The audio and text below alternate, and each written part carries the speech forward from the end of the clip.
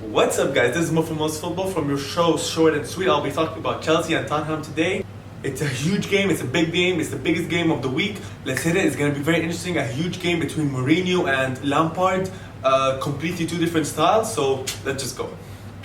Mourinho is a typical Mourinho. I don't know how, there's no better way to put it. Mourinho is such a typical Mourinho. Extremely defensive, only uses Kane and Son in the attack. The midfield lacks a lot of attacking options.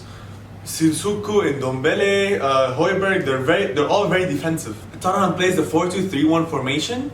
However, I feel like Ndombele does not play the 10, he plays the 8, and Sissoko and Højbjerg plays the 6. So it's not really 4-2-3-1, as more as a very defensive 4-3-3. So it's very Mourinho style. It's extremely defensive, so that no one passes from any player, and then just a long ball through from Son to Kane, go. That's it. That's how they play, and that's how they'll continue to play. And for Chelsea, is the complete opposite. Complete opposite. It's a very Lampard style of playing. Lampard is absolutely phenomenal as a player in the midfield, just a beauty. Knows how to dish out passes, and that's what he's doing with his own midfield. Right now his midfield is beautiful. Mason Mount with these long passes. Have you seen that long pass he did to Kalum in the Champions League? Absolutely wonderful. Kai Havertz, N'Golo Kante, the best CDM in the world, Kovacic, Jorginho, and on the wing you got Werner and Ziyech, and in striker you got Abraham. Amazing, just absolutely. They're all a piece of art. Could that piece of art get past Tottenham's very defensive playstyle? We'll go check it out. Let's go, guys. Let's start with Tottenham. For Tottenham, they'll play the 4-2-3-1. Technically, on paper, that's what they do. I still believe it's the 4-3-3 defense. They're very defensive 4-3-3.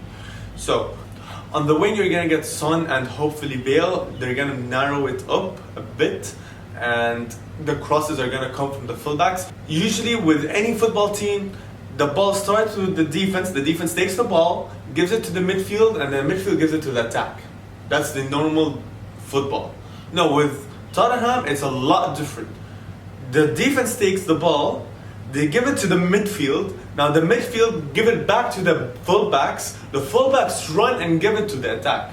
That's how they play. Reguilon and Serge Aurier, I think Serge Aurier is going to play, not Doherty. Doherty is just trash, compared to Aurier, of course. But he's trash anyways.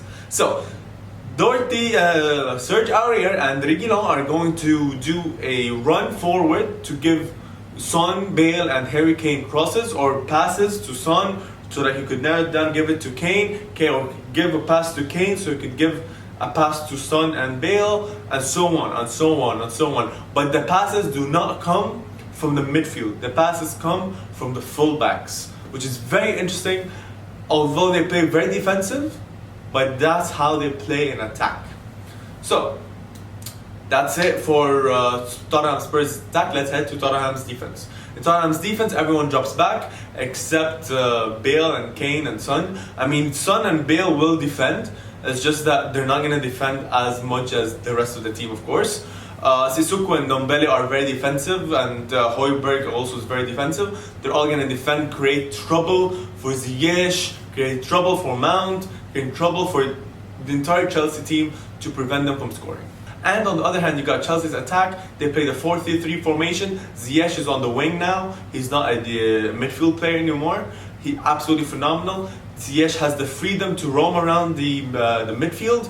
Werner narrows into the box, and you got the midfield for Chelsea supporting the rest of the team, connecting the team's defense to the attack.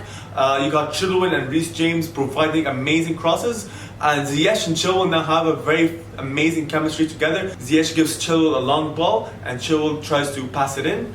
So it's just amazing, pure, good chemistry.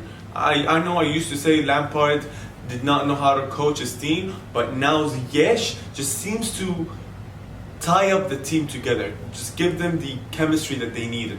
So it's very good job from Ziyech and of course from Frank Lampard. And for Chelsea's defense, everyone's gonna drop back except for Werner, Ziyech and of course Tammy Abraham.